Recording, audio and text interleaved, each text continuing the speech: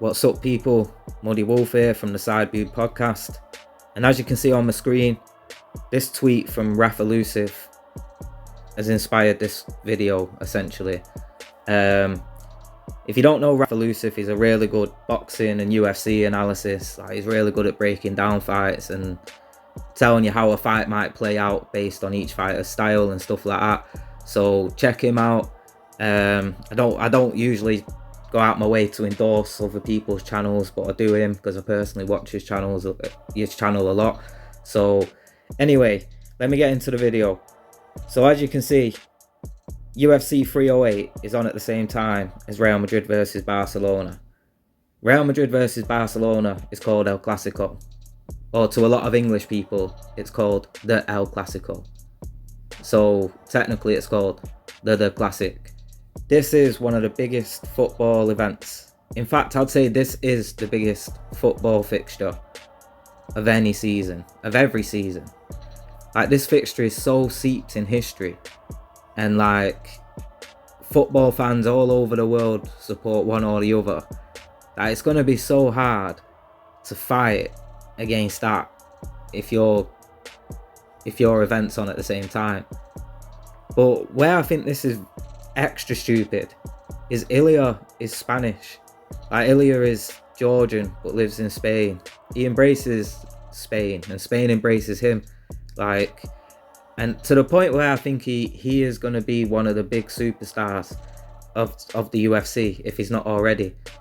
Because he's got two nations fighting for him. So I think he's going to be up there with Alex Pereira, Conor McGregor. Maybe not as big as Conor McGregor, but reaching close to his levels.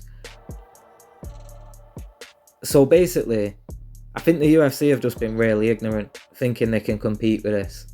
Because it's not just Spanish people that will choose to watch this football match over Ilia Toporia's fight.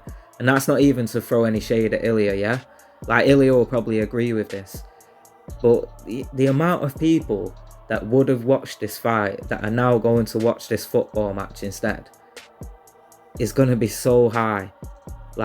They have lost out on so many viewers purely because they've staged it at the same time as this fight.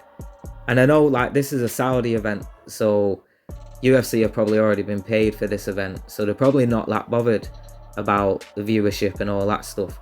But this would have been a great moment for Ilia Topuria.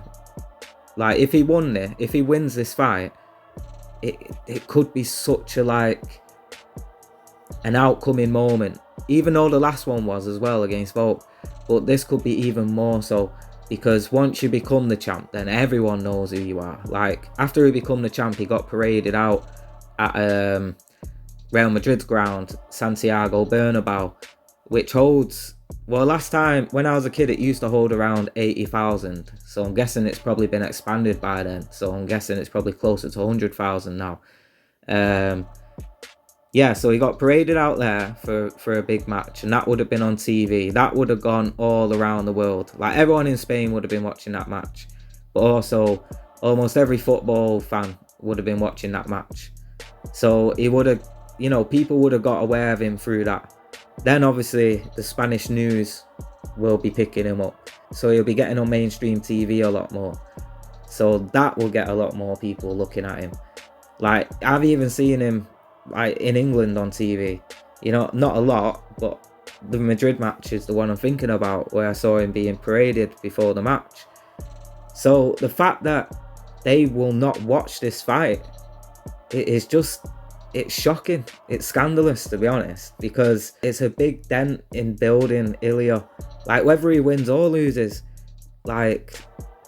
it's a moment that all these people are not gonna have, because the Conor McGregor and Aldo fight, for example, I remember watching that live. I remember knowing how that felt and all that. And most of Ilia's fans aren't gonna get this. And it's not just Spain.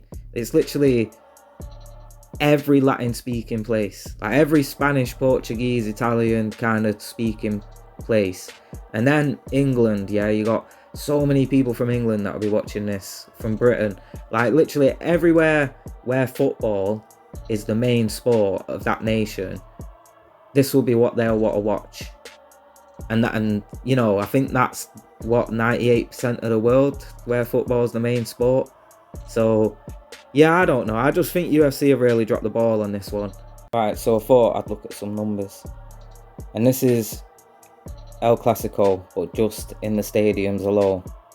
So the dates where it says 0, I'm guessing that was pandemic. But as you can see here, so in 2022, it was 78,000. And as you can see here, in 2019, it was 93,000. In 2018, 98,000. That's just in the stadium alone. In 2017 there in the Santiago Bernabeu, it was 80,000 of 81. Now that's, like I say, that's just the stadium alone. That's just some of the viewers they're missing out on. Now if we take a look here, this article is from 2017, yeah? So I actually think whatever statistics here, we can add a lot on to it, because soccer in America has gotten so much more popular with streamers like iShowSpeed and people like that, and basically the FIFA game, and then I don't know what the other one's called, FC Club or something, whatever that shitty FIFA remake is. They blew up in America, so I'm seeing a lot of Americans tweeting more about soccer, talking more about soccer. In fact, these kids, they don't call it soccer, they call it football. So yeah, like these numbers here, I actually think we could probably like add a lot more to them now. So it says here, with over 500 million worldwide expected to watch the famous derby, and that was in 2017. And it says down here, it saw 2.2 million fans tuning in just in the United States. Like, I actually think it would be way more than that now. It says, as per reports, overall a bit over 1.8 mil tuned in on BN Sports, with just under 770k of those being on the main network. Don't know what that means. But yeah, so literally just in the USA alone, that's probably like 2.2 million people that would have tuned in to watch Ilia Taboria, or at least half of whatever the figure is, because like maybe Barcelona fans aren't too keen on him. But I've got a feeling that won't affect him too much. I still think they'll back him. And then I thought, right, let's look at UFC like kind of figures.